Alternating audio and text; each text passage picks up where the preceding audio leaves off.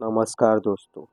मैं आपको जो आज कहानी सुनाने वाला हूँ वो बहुत ही खतरनाक है और खौफनाक भी। ये कहानी 31 की एक रात की और 4 दोस्तों की है। इन चारों के लिए ये 31 की रात उनकी आखिरी रात हो सकती थी। तो चलिए शुरू करते हैं। महाराष्ट्र के एक शहर मुलुंड में 4 दोस्त रहते थे। विपुल, राहुल, चिंतन और राघव। चारों भी अच्छे जॉब पे थे। ये चार एक ही एरिया में रहते थे। इन चारों को वीकेंड पार्टीज करना बहुत पसंद था। कभी बार चले जाना, दूर दूर सफ़र करना, कभी पब में जाना, ये इनका हर वीकेंड पर होता था। एक दिन 25 दिसंबर को ये चारों बार में पीने बैठे होते हैं। सब चल रहा ही होता है। तब तक विपुल तीनों से कहता है, क्या यारो, ये ऐसे बार पब में जा जा के बहुत कंटाला आने लगा है। चलो ना कुछ नया ट्राई करते, कुछ अलग करते हैं।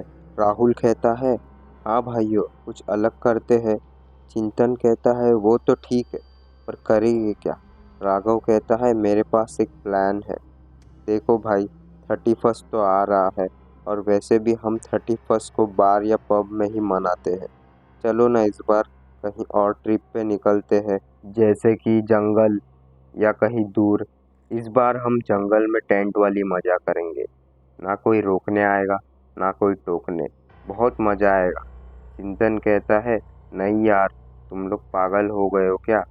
जंगल में कोई 31 मनाता है क्या? तीनों कहते, अरे यार तू चल ना। वैसे भी कभी नाइट एडवेंचर तो किया ही नहीं अपन लोगों ने। इस बार ये भी ट्राई कर देते हैं। कैसे कैसे चिंतन मान जाता है। 31 का दिन आ जाता है और राघव के पास एक 4 व्हीलर भी होती है। चारों भी अपना स्टॉक और बाकी के सामान लेके निकल पड़ते हैं महाबलेश्वर के जंगल में। रात के करीब 8 बजे होते हैं और ये चारों जहाँ से गुजर रहे होते हैं वहाँ जगह पूरी सुमसाम होती है। ना वहाँ कोई आदमी होता है, ना ज़्यादा कोई गाड़ी चलती है। ये लोग महाबलेश्वर पहुँचने ही वाले होते हैं। तब एक बिल्ली इनकी गाड़ी के सामने आ जाती है और उनके गाड़ी के नीचे आ जाती है। राघव फटाक से गाड़ी रोक लेता है। चारों फटाक से गाड़ी के बाहर आ जाते हैं। देखते हैं तो क्या, गाड़ी के नीचे कोई बिल्ली नहीं होती। चिंतन डर जाता है। वो कहता है, भाइयों मुझे बहुत ही अजीब महसूस हो रहा है, चलो वापस चलते हैं।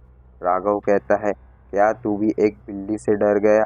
अरे बिल्ली है वो, निकल गई होगी कहीं जंगल के अंदर। चारों फिर गाड़ी में बैठ जाते हैं। राघव गाड़ी स्टार्ट करता है तो क्या देखता है कि गाड़ी स्टार्ट ही नहीं होती। बहुत कोशिश करता है पर गाड़ी स्टार्ट नहीं होती। तभी राहुल कहता है, सिर्फ 6 किलोमीटर तो बचे थे, अभी बंद पड़नी थी गाड़ी। राहुल आजू बाजू देखता है तो क्या, हर तरफ सन्नाटा।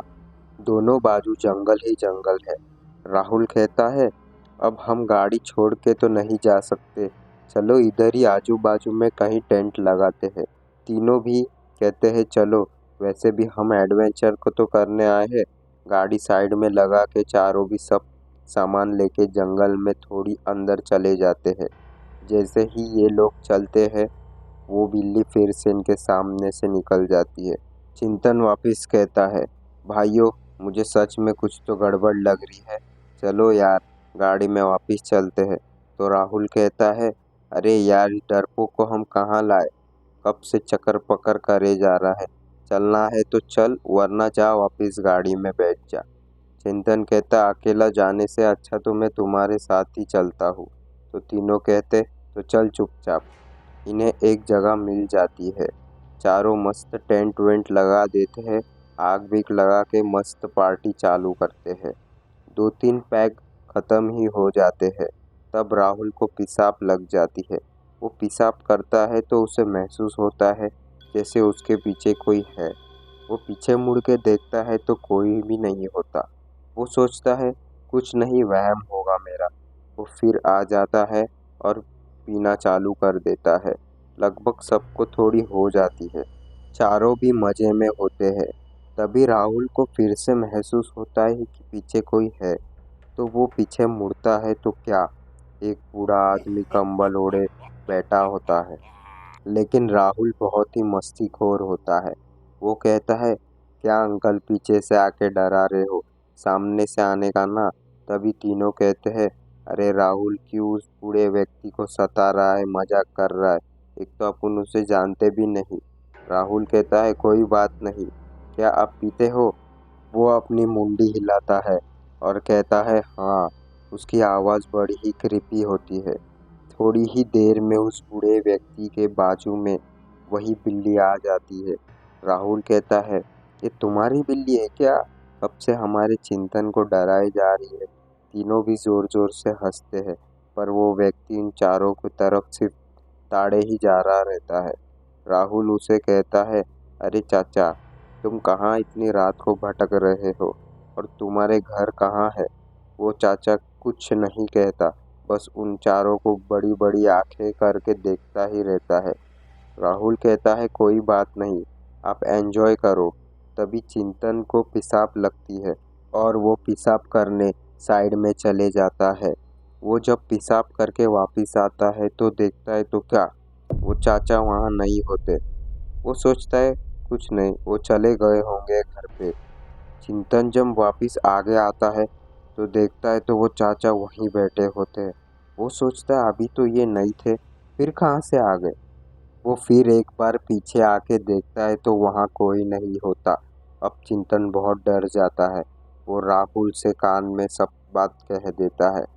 तो राहुल भी पेशाब के बहाने पीछे जाता है और देखता है तो क्या, वहाँ कोई भी नहीं बैठा होता। राहुल समझ जाता है, ये कोई इंसान नहीं बल्कि भूत है।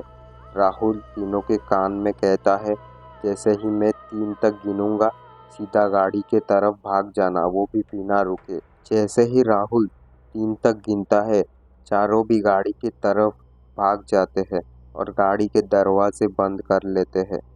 जैसे ही चारों गाड़ी में आ जाते हैं, तभी विपुल और राघव राहुल से पूछते हैं, ऐसा क्यों करने बोला तुमने। तो वो कहता है, जो चाचा हमारे सामने बैठे थे वो और कोई नहीं, एक भूत है।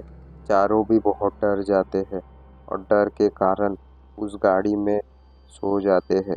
जैसे ही उनकी आँख खुलती है तो सुबह हो जाती है। भगवान की शुक्र से गाड़ी स्टार्ट हो जाती है और चारों घर चले जाते हैं। वो बहुत नसीबवान होते हैं कि उन्हें कुछ नहीं होता। वो चारों अब भी उस रात के बारे में सोचते हैं तो उनकी रूह कांपती है। तो दोस्तों, ये कहानी खुद चेतन ने मुझे भेजी है। कृपया करके रात को ऐसी जगह पर मत जाइए, वरना कुछ भी हो सकता है आपके साथ। तो चलिए मिलते हैं अलग कहानी में, तब तक के लिए बाय।